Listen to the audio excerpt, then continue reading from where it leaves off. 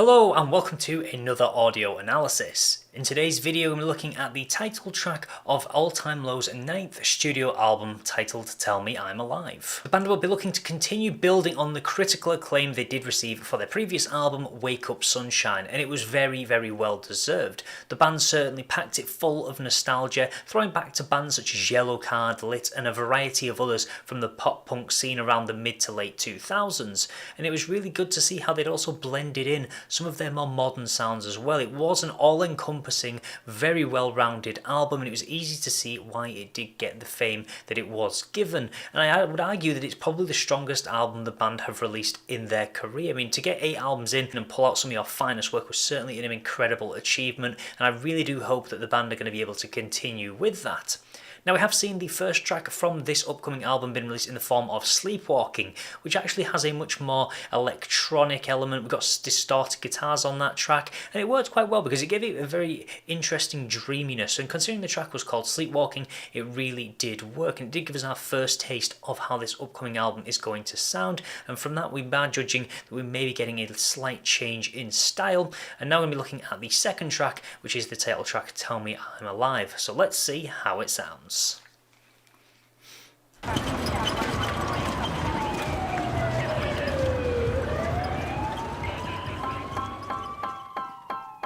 Just got jumped in an alley. Life's too short, picked a fight with a bouncer at a bar in the valley. Okay, already we've got quite a couple of interesting things going on here. First of all, we have got the keys, which give it this almost inert, light bounciness to the track. It almost has a feel-good emphasis being brought from that one particular instrument, which is actually very interestingly contrasting with what is obviously some very dark lyrics. The idea of getting jumped by a bouncer in an alley. So in the state of Alex here, we can certainly see that that's what they're aiming for. And also we have got this usual delivery we do see from him on a lot of All Time Low tracks. We haven't hit the full point of the song yet, and he kind of slows his pace a little bit compared to what we would normally see. Also keeps it in quite a mid-range as well before we do probably start to play around a little bit as we do head maybe further into the track. Got a couple bruises and a bite mark on my lip from kissing vampires. Let's find a park, let's kill a bottle. Quite like that we've got the guitars coming in already as well. Again, adding more contrast. You've got these really soft keys and you've also got this really sharp guitar. So you've almost got this constant clash of ideas coming in, which do actually give it a very interesting and quite a diverse balance on the track already. To start, if there's a spark, light up this icy heart. But baby, don't you cry for me. I'm messy, I'm reckless. I fuck shit up for breakfast. And see how he's already kind of, as soon as we got into the main part of the song, he sort of elevates those vocals to a much higher note and really starts to use that. And that's something that we see on most all-time low tracks. And I like the fact that the drums are continuing this idea that we saw from the start of the track, this almost 1-2 kind of punch that they're bringing you. It really helps just to add to that. It's a weird part because it adds a much slower pace, but it has that really strong bounce to it, and it has that really strong rhythm as well, which is quite interesting. Again, lots of contrast being thrown in to kind of pull together to this middle ground. My life is a train wreck. I'm burning through my paychecks on the weekends. These cheap friends pull me. And with the lyrics as well, we can really see that this is pretty much a song all about kind of really having a tough time in life. And I like that they're using the music video to really emphasise that as well. And even if you didn't see the video, you're still going to be getting that message across. The idea that you mess things up and you've got a life that is effectively a train wreck. So it's really playing to something that the band have covered as a topic in quite a lot of their songs over years. They do like to tend to focus on more negative aspects of life. Into the deep end, now I'm drowning, I'm sinking. It's good to feel something else.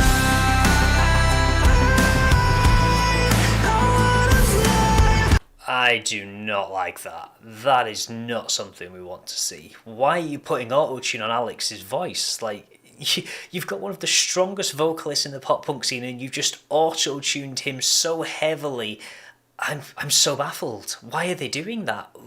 I get with the video, maybe it's trying to give that hallucinogenic effect off, but if you didn't see the music video, you would have no idea what that's trying to cover or to convey. I'm really baffled. I really don't know why they've done that. That's like, you wouldn't go and put sort of auto-tune on George Michael or Freddie Mercury or any other artist that have got a really strong voice. Alex already does have that. I mean, they may have used it very lightly in a couple of other tracks, but that's a little bit over the top if you ask me.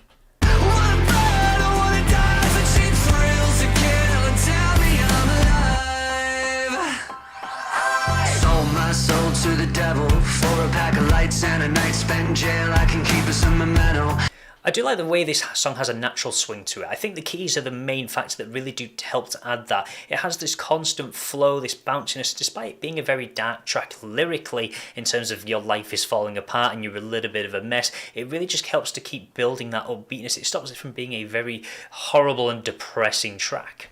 X's on my hands and a hospital bracelet. No one gets to say I never went for it. Let's find a park, let's kill a bottle. It's a start. If there's a spark, light up this icy heart. But baby, don't you cry for me. And again, we see him playing around with the vocals a lot on this track. We kind of go from that mid-range to those slightly deeper tones, and we'll probably find that in a moment he'll probably really elevate it and go straight to those high notes. And that's what I mean. Alex has a very strong range. I don't know why they've added that auto-tune slightly earlier in the track. I'm messy, I'm reckless, I fuck shit up for breakfast. My life is a train wreck. I'm burning through my paychecks on the weekends. These cheap friends pull me into the deep end. Now I'm drowning, I'm sinking. And I like a lot of the lyrics as well. We've got a lot of metaphoric language that really fits in. The idea of drowning, it's kind of drinking from a bottle. So we see a lot of the lyrics really pulling together, and it's something that they've always done as a band. They do have quite strong songwriting, a lot of their music, and this has continued throughout this track as well. Just really blending the idea together and helping build that imagery of this life that is falling apart. It's good to feel something again.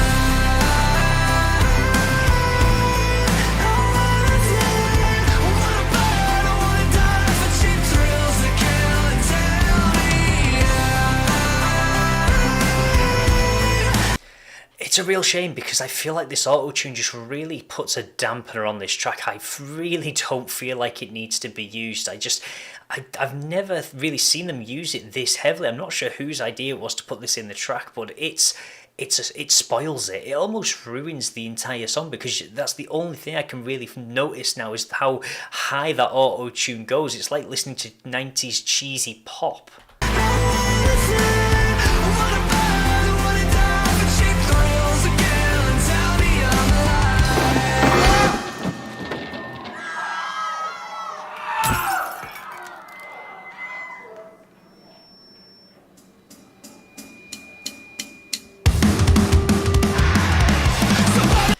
Well, I wasn't expecting that. I was not expecting to go from a very nice soft swing track into almost thrashy pop punk. Maybe they're trying to throw it back to 2007 again, but when I said about contrast before, this isn't the contrast I was expecting or was looking for this track. This is a complete shift. This is a bit of a Frankenstein of a song from what we're hearing so far. There is way too many weird and wacky elements all thrown in to the blender effectively, and I'm not too sure the result is really kind of coming across in the way they wanted it to.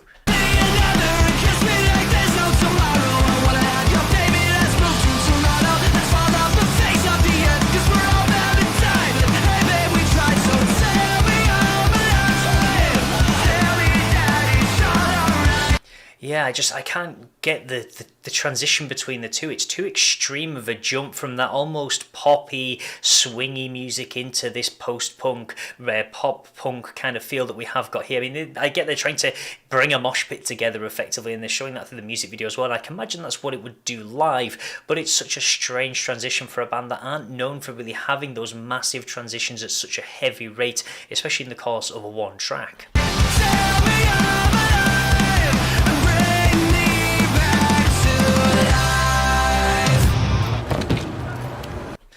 Okay, that is definitely a lot to really break down in this track. I've got to say, that is probably one of the weirdest all-time low tracks I've heard in quite some time, and this is definitely a big downgrade from the songs we heard on Wake Up Sunshine. This feels like a very heavy regression. It was going so well at the start. I liked the swing style that they had with the keys. It was all blending together. These contrasts were coming together so nicely. Then they threw the auto-tune in and it just completely ruined the track. And then we had that sharp transition into the thrashy pop punk. This song is to be honest, it's some kind of disaster. It's a bit of a hot mess of hodgepodge of different styles and elements that really do not fit well together. I was really hoping for a bit more from this track. This is the title track on the album, and it's honestly probably one of the worst all-time low tracks I think I've heard in a while. There's some great elements on there, but unfortunately there is just way too much happening in this one song, and even though it's only coming in at less than 3 minutes runtime, I can't really understand what I've just listened to. I really am baffled by that auto-tune. That's completely just taken the entire song away from me, and that's something I never thought I would hear used that heavily on an all-time low track. I certainly do hope they don't stick with this style throughout the rest of the album. Sleepwalking was actually quite promising in its sound with the electronic styles. This is just not. I'm not looking forward to the rest of the album if it has more sounds like this. This song really doesn't work. I know there's going to be a lot of all-time low fans that are going to love this track, but this just does not fit together as well as the band I think have hoped, unfortunately. There is just too much going on. But I'd be curious to know your thoughts on this particular track. How do you feel about that auto-tune on Alex's voice? I mean, even for an all-time low fan, I'm sure you must be wondering why that has been thrown on there. So please do let me know your thoughts about this track in the comments below. I would certainly love to hear them. So that will be everything for today's video. And if you do want to see more content like this, then please do feel free to subscribe, and I will see you in the next audio analysis.